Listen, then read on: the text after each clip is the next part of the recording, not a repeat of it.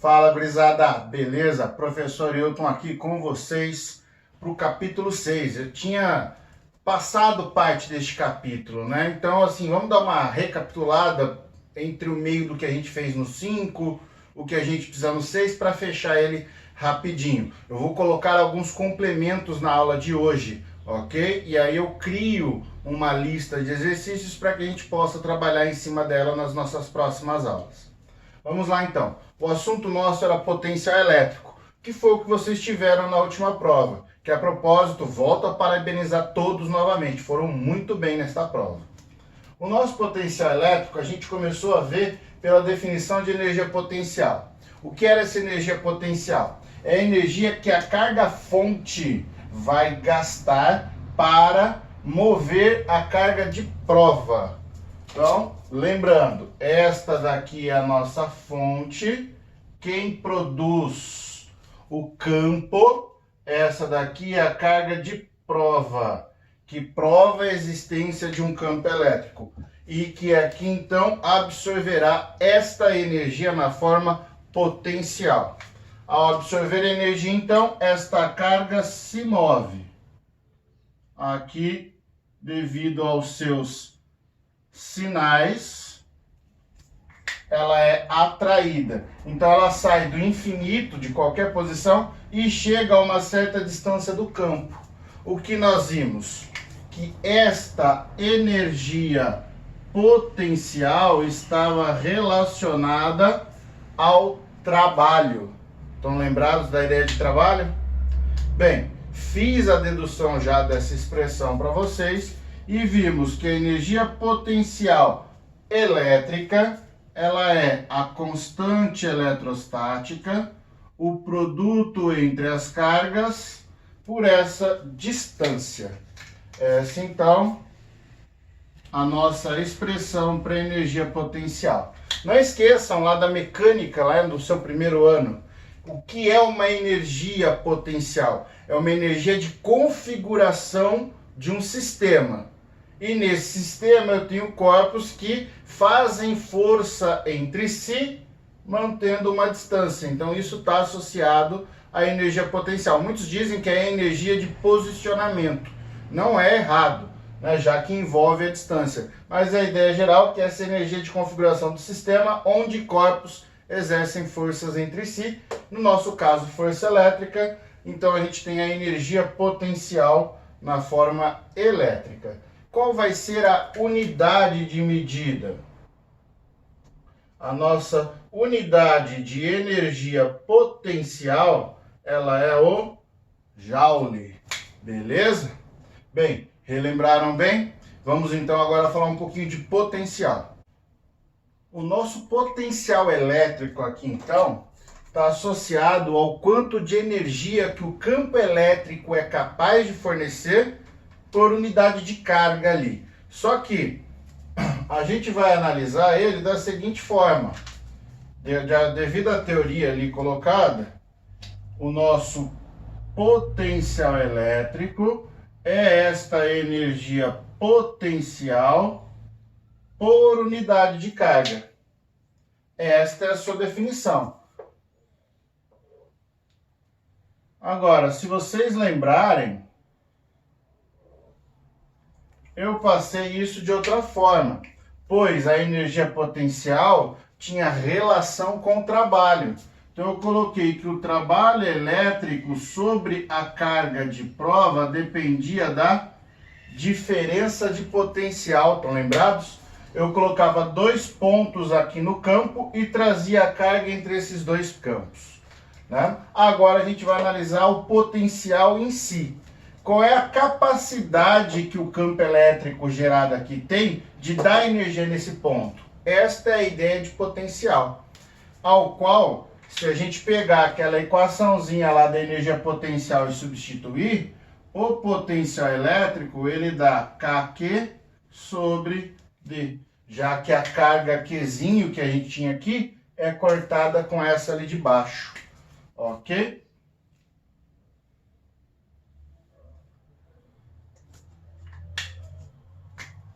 A unidade do nosso potencial é V, que é o nosso volts, ok? Bem, então tá aí, ó, a gente viu a ideia de trabalho, agora a definição de que o potencial é energia potencial por carga, e o potencial, então, a gente vai olhar para um ponto e verificar, então, qual é o potencial deste ponto, qual é a condição que o campo cria de dar energia, e isso chamaremos de potencial. Bem, agora, e se eu tiver várias cargas ao redor de um ponto? Vamos então fazer essa análise. Bem, na nossa configuração de carga, então, seria mais ou menos isso, ó. Eu tenho aqui um conjunto de cargas e preciso descobrir qual é o potencial naquele ponto. A gente vai entender que o potencial total é simplesmente fazer a soma de todos os potenciais. A gente calcula um por um e soma. Caso, para muitos isso seja difícil, dá para montar uma equação geral. Ó. O seu potencial total coloco a constante em evidência e trabalho com a soma das cargas pelas distâncias. Ó.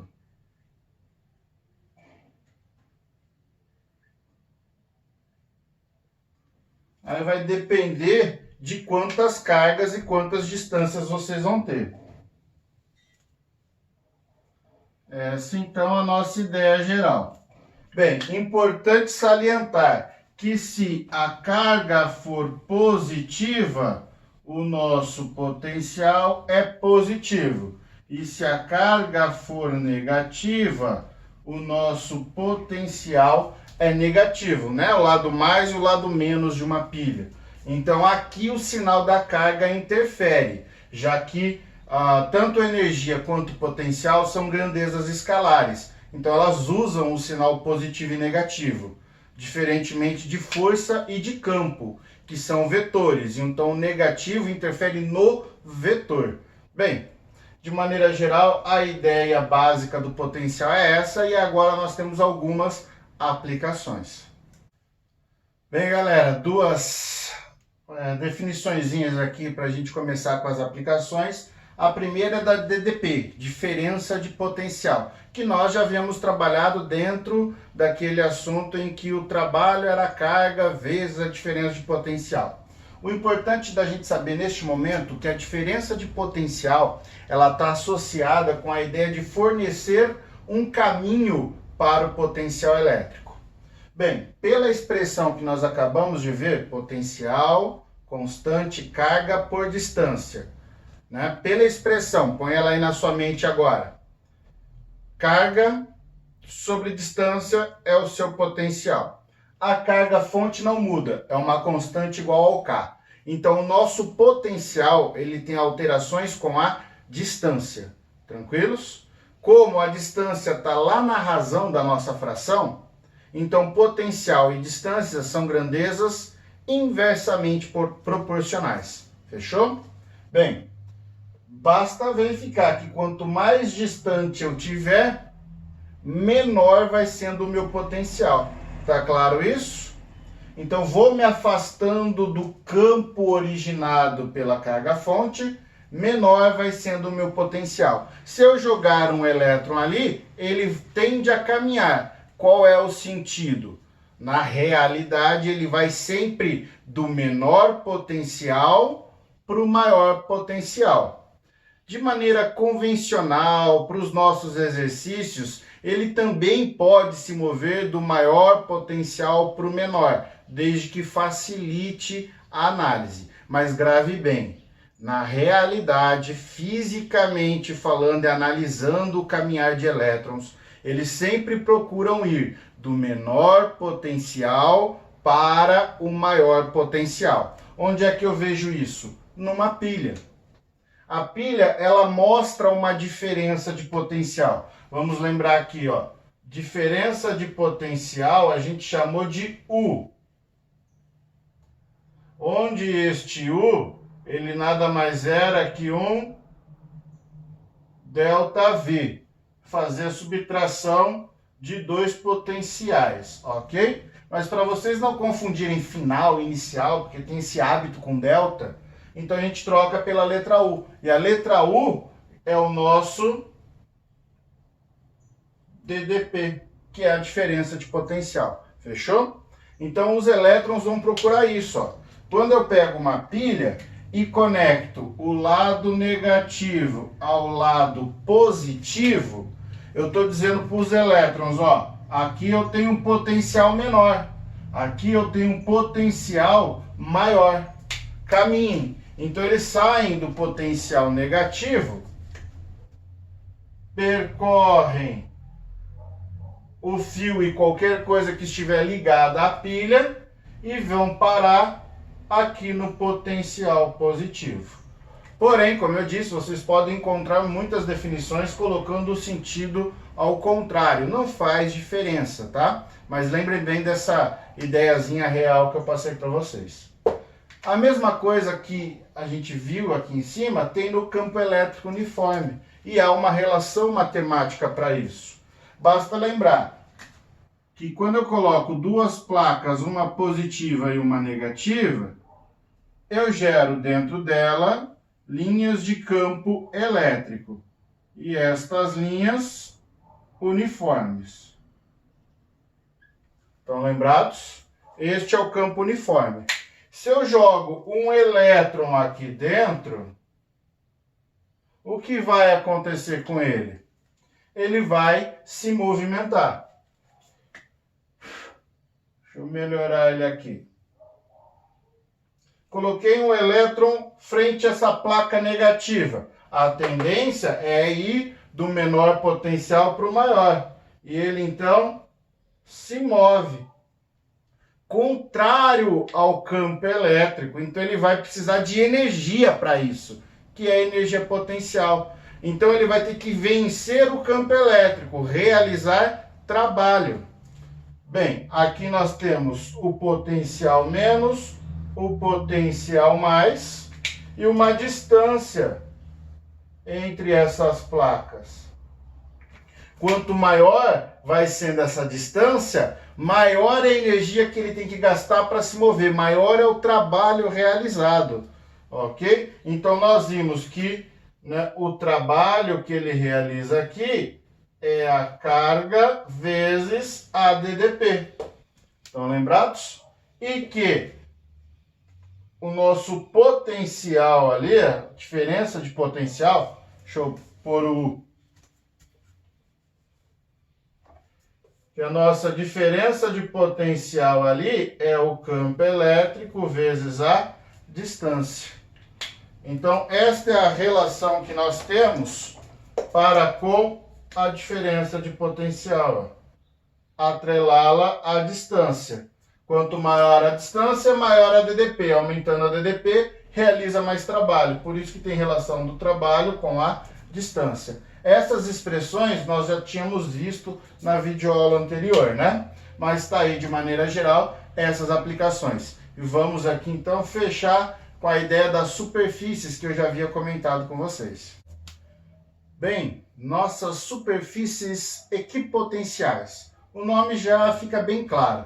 A gente vai ter que olhar uma superfície e nela eu tenho que ter um mesmo potencial. Mas daí tu lê a definição e vê, são linhas imaginárias. Mas peraí, uma linha é uma superfície? Mas vamos entender certinho isso aqui. O importante é lembrar que são linhas imaginárias perpendiculares ao campo elétrico, ok? Bem, vamos fazer uma análise do campo elétrico? Vou fazer aqui de laranja com vocês. Na carga positiva, se vocês lembram bem, o campo elétrico são linhas saindo da carga.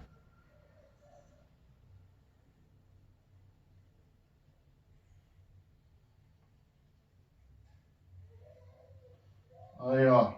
Vou fazer aquele conjuntozinho que a gente já vem fazendo costumeiramente.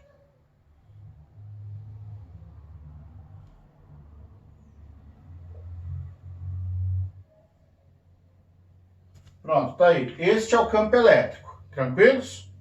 Bem, o que vai ser a superfície equipotencial? Ela tem que formar 90 graus com essa daqui. Só que é uma linha. Então, a minha superfície aqui passa a ser uma circunferência. Pois, se vocês observarem, ela fará 90 graus. Ó. Ela aqui faz 90 graus. Aqui, 90 graus. Compreendido isso? Por isso que ela forma uma superfície circular. E conforme eu me afasto da carga fonte, o que acontece? Esta superfície ela muda, ela diminui o potencial dela. Então, de uma superfície para outra, nós temos uma diferença de potencial. Então, tá aí, uma superfície circular. Agora, e nas placas paralelas? O campo elétrico gerado, ele é uniforme. Você acabou de ver isso aqui, ó. Então, como que seria uma superfície perpendicular a ela? A gente faz uma linha. Vou fazer aqui que está mais fácil. Faz outra linha. Ok? Agora imagina, a gente tem como se fosse um livro. Eu tenho uma placa aqui, tenho outra placa aqui, beleza? Dentro dela tem as linhas. É como se eu colocasse uma placa a mais no meio. Estaria fazendo algo neste sentido, ó. Colocando uma placa aqui, ó. E aí a gente está olhando esta linha. Nossa, ficou meio bagunçado. Mas entenderam? Então é como se essas linhas gerassem uma nova placa lá dentro. E toda uma superfície sobre ela. Ok? Mais uma vez ali, observando que forma 90 graus, ó. Agora, e quando a gente interage a carga positiva da carga negativa? Lembrando, estou só fazendo alguns exemplos, né? Ó, as linhas se comportam desta forma, estão lembrados?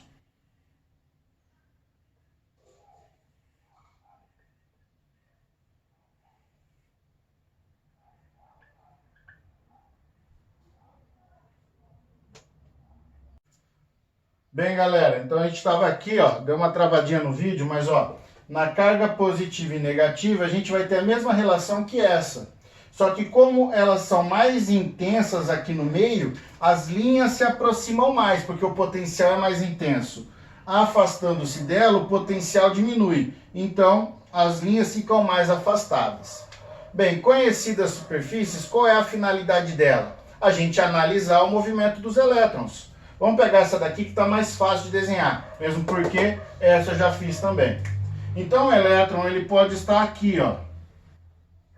E ele então vai se mover. A tendência, como eu disse, é ir do menor potencial para o maior, beleza? Então ele pula de uma linha para outra, para a gente analisar o trabalho e a DDP. Porém, pode aparecer algum exercício colocando o seguinte, ó. O elétron ele começa a fazer este caminhar, ó, e para aqui.